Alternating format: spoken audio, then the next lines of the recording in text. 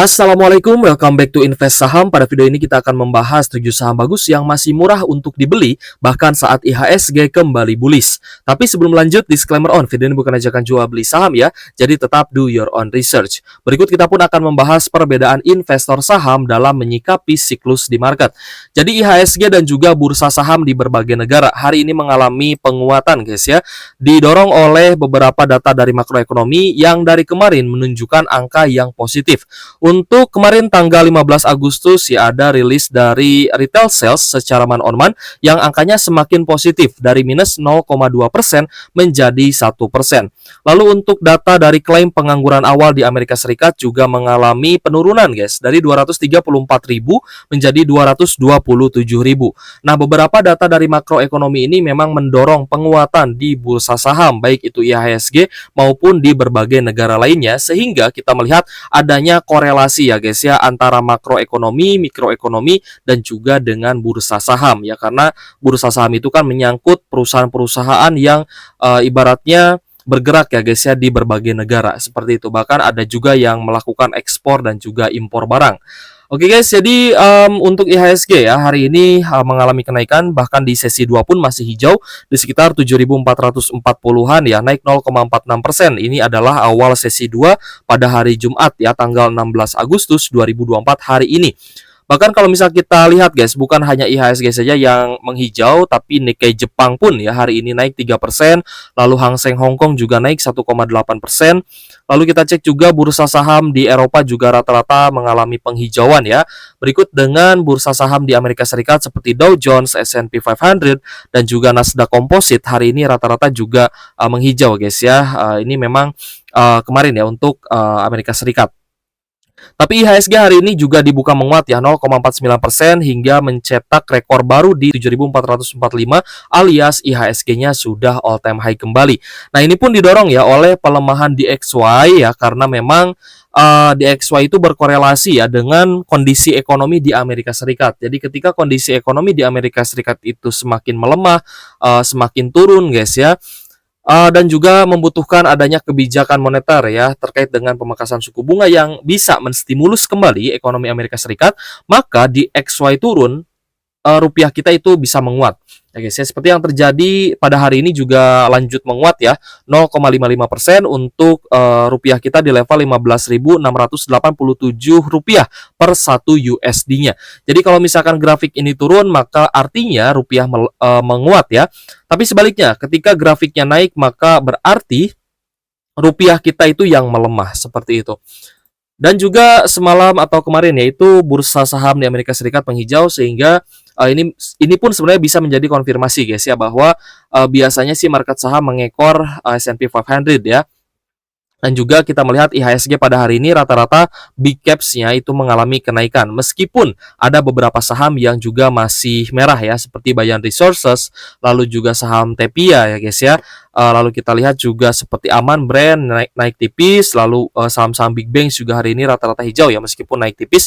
Tapi saham-saham big caps lain yang di bulan Mei kemarin sempat tertekan ya, seperti Telkom dan juga Astra International per hari ini mulai menghijau kembali ya. Bahkan Astra International sudah sering kita bahas ya bahwa ASI ini money flow-nya valid ya. Ketika harga sahamnya naik, kita lihat ada akumulasi, foreign flow-nya bagus, maka itu adalah sebuah validator ya guys ya untuk kita memvalidasi apakah memang benar-benar Astra International ini akan naik atau tidak.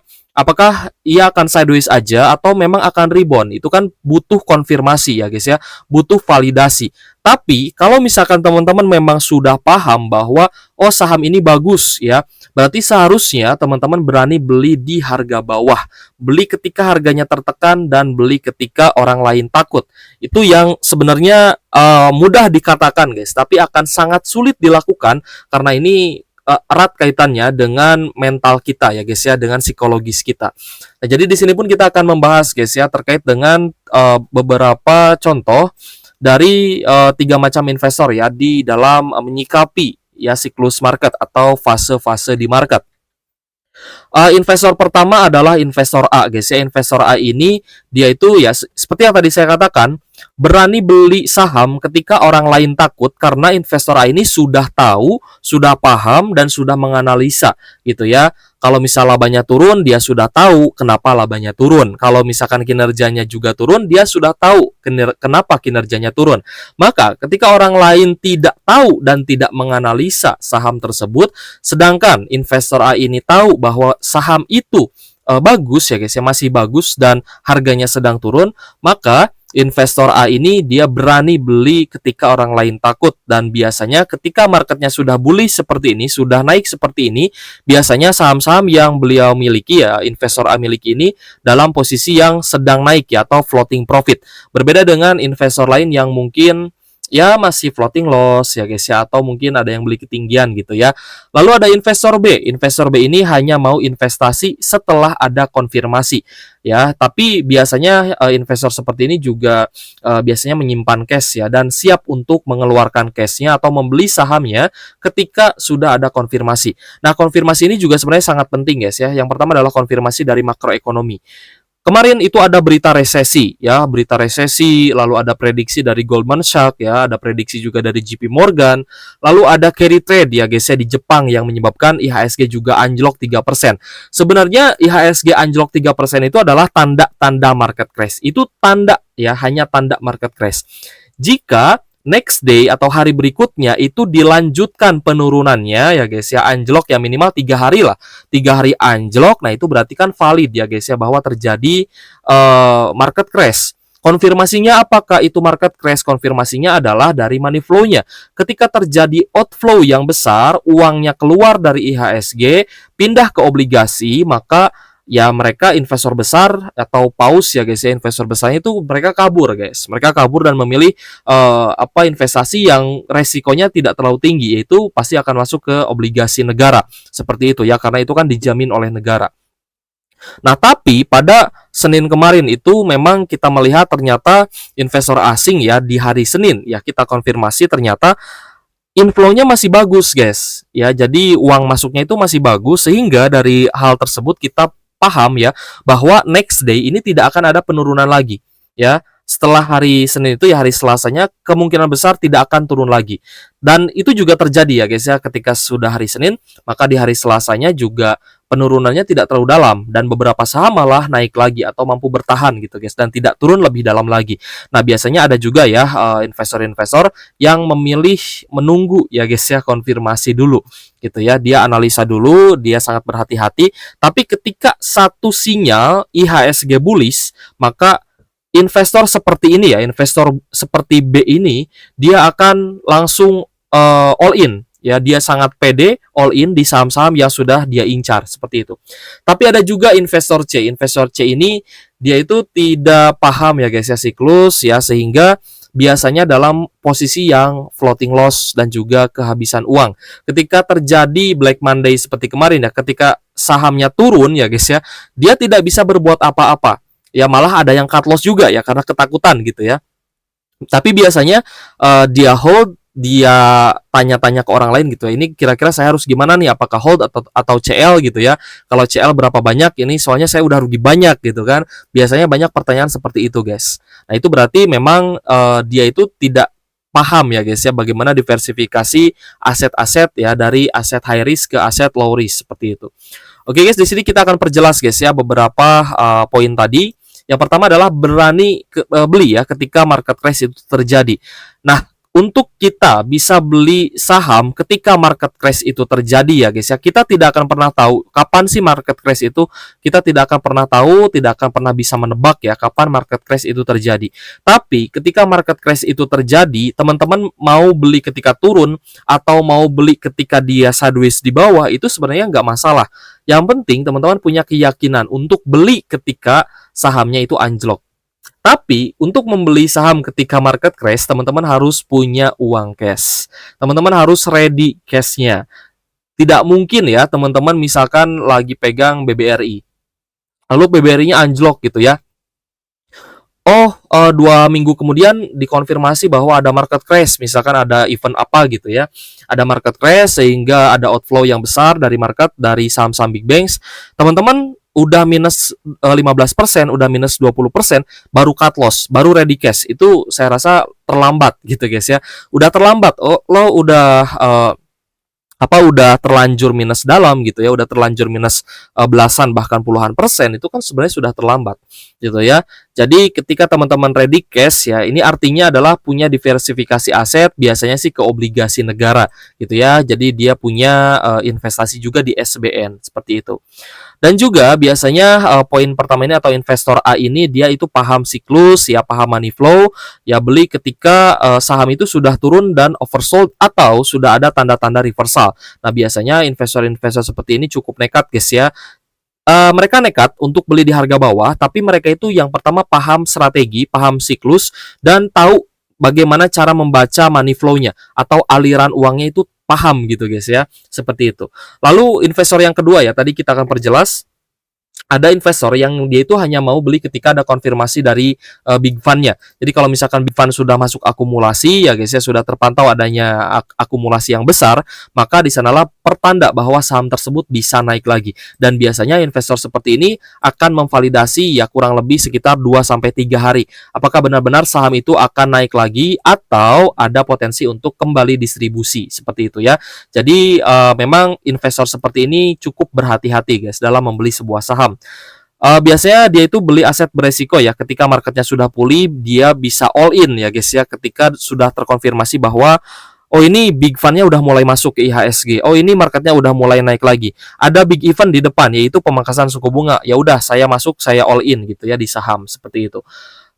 Biasanya juga paham siklus ya, dan juga biasa sedia cash ya, baik itu di SBN ataupun ya mungkin cash untuk di rekening juga bisa sebenarnya ya. Dan lebih tertarik untuk follow the money. Jadi mengikuti aliran uang. Jadi kalau inflow-nya bagus ya akan berinvestasi lebih banyak. Tapi kalau misalkan ada outflow besar ya, uang keluar dari IHSG, biasanya para investor ini juga biasanya mereka juga akan take profit. Mereka akan menarik uang mereka dari saham gitu guys ya. Jadi paham siklus, pasti sudah paham apa yang harus dilakukan. Nah, berbeda dengan investor yang ketiga ya, investor C tadi ya guys ya. Dia itu beli di harga berapapun ya, beli kapanpun, dia tidak peduli ya guys ya. Pokoknya saya setiap hari di market, all time in the market ya guys ya. Setiap waktu saya mau di market, setiap waktu saya mau pegang saham gitu guys. Jadi misalkan dollar cost averaging pun dia itu belinya itu di harga berapapun. Belinya di harga berapapun, belinya kapanpun, pokoknya ada cash saya beli, ada cash saya beli, ada cash saya beli. Sehingga cashnya tersebut kan menjadi sebuah saham ya, menjadi sebuah aset. Nah, ketika aset tersebut ternyata anjlok karena ada hal yang tiba-tiba terjadi, market crash misalkan, maka untuk cut loss pun pasti akan berpikir lebih lama gitu ya untuk mengambil keputusan karena tidak terbiasa dengan siklus yang ada di market. Ya, ada juga yang seperti ini. Asalkan kata orang bagus, oh saham ini bagus, ya pasti dia akan beli hajar kanan ya meskipun harganya sudah dipucuk. Nah, ini juga sebenarnya berbahaya guys ya. Dan juga biasanya itu terjebak di saham busuk ya guys ya, atau saham yang tidak bagi dividen dan hanya menjadi exit liquidity orang-orang yang take profit di harga atas.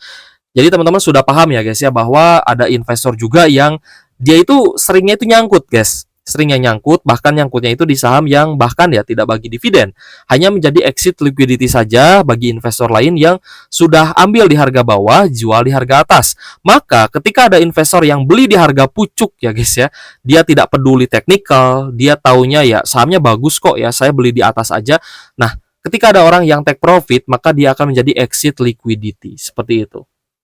Dan juga biasanya akan mengalami nyangkut dalam jangka waktu yang panjang, ya bisa tahunan gitu guys ya, meskipun sahamnya tidak bagi dividen tapi ya dia pasrah aja ya, tidak ada hal lain yang dia bisa perbuat ya selain pasrah ya, meskipun di market itu banyak kesempatan ya, ketika ada rotasi sektoral dia itu tidak bisa mengambil peluang, dia tidak bisa mengambil kesempatan meskipun banyak kesempatan di saat market crash tapi cash-nya tidak ada. Ya, cash-nya nyangkut di saham. Nah, ini yang sebenarnya kita hindari guys ya.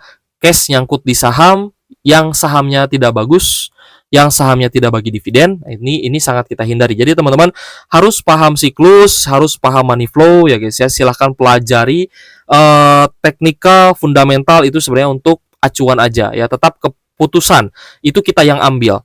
Keputusan beli saham, keputusan jual saham, keputusan hold saham itu adalah kita yang ambil berdasarkan dengan profil risiko dan juga alasan-alasan yang rasional seperti itu. Oke, sebelum kita bahas ya saham-saham yang masih murah dan menarik untuk kita beli ya, meskipun IHSG-nya sudah mulai naik, kita akan contohkan guys ya ke teman-teman dari dua saham ya guys yang tadi pun kita bahas beli di harga berapapun itu kurang baik. Nah, di sini kita akan contohkan antara saham ADRO dengan saham PTBA. Ini kan apple to apple guys ya, sama-sama saham sektor batubara. Tapi perbedaannya adalah untuk Adaro Energy ini sudah 3 siklus bahkan 4 ya guys ya. Kita melihat memang di sini sudah 3 kali bahkan 4 kali posisi pembelian. Ya, jadi sudah banyak investor yang beli di harga 2.300 sampai 2.400 itu fase pertama. Fase kedua ya buy on supportnya itu di sekitar 2.600 sampai 2.680. Nah, ini adalah support kedua ya, dimana ketika setiap menyentuh support ada orang-orang yang kembali buy on weakness. Lalu support ketiga itu setelah pembagian dividen. Pasti banyak orang yang tambah muatan di sekitar 2.800 ya sampai 2850. Dan ketika naik ini semakin mendekati area resistannya. Dan ketika di resisten maka akan banyak orang yang berpikir untuk melakukan take profit. Ketika teman-teman hanya menelan mentah-mentah, oh iya Adro ini saham yang bagus untuk invest jangka panjang ya, oh iya Adro ini dia rutin bagi dividen ya, tapi ketika teman-teman belinya di harga pucuk, maka teman-teman akan menjadi exit liquidity untuk investor yang sudah beli di harga bawah. Ini harus teman-teman hindari ya, sifat-sifat yang seperti ini ya, ini karena cukup berbahaya untuk investasi kita. Kita bisa nyangkut bertahun-tahun, bahkan ketika ya ada misalkan hal-hal yang tidak kita duga, tiba-tiba saham Adro-nya turun gitu guys ya. Lalu kita ketika melihat saham Adro sudah naik, oh iya saham Adro sudah naik guys. Nah, lalu kita mencari saham lain di sektor yang sama ya, saham sektor batubara yang juga rutin bagi dividen. Oh, ternyata ada nih saham batubara yang dia itu juga rutin bagi dividen, tapi harga sahamnya belum naik terlalu tinggi. Malahan kita melihat ada upside yang cukup menarik ya, dari 2.700 misalkan sampai di 3.150. Sebenarnya ya kalau misalnya kita lihat pun di 2.700 ini sudah cukup tinggi sebenarnya. Jadi idealnya teman-teman itu beli di area supportnya atau ketika mendekati support sebelumnya di sekitar 2.380 sampai support terakhir di 2.500 sampai 2560-an. Nah, jadi ini adalah average yang ideal ya guys ya untuk membeli saham PTBA, di mana saham PTBA ini kenaikannya lebih lambat dibandingkan Adaro. Adaro ini kan dia sudah naik tinggi ya. Kalau misal kita lihat dari area support terbawahnya sampai dengan harga saat ini itu sudah naik 41%. Jadi sudah akan banyak investor yang take profit dengan cuan 41%. Sedangkan saham PTBA ini dia itu baru naik sekitar 13% ya guys ya. Jadi belum setengahnya dari perjalanan saham Adaro uptrend gitu ya. Saham PTBA masih memiliki upside yang jauh lebih tinggi dibandingkan Adaro Energy. Nah, jadi kalau misalkan teman-teman bijak dalam memilih saham, sebaiknya teman-teman melirik saham-saham yang belum naik dibandingkan membeli saham yang sudah naik dan belinya di harga pucuk. Langsung saja kita akan spill ya beberapa saham yang menurut saya pribadi cukup menarik untuk masih menarik untuk kita beli ketika IHSG sudah mulai bullish lagi.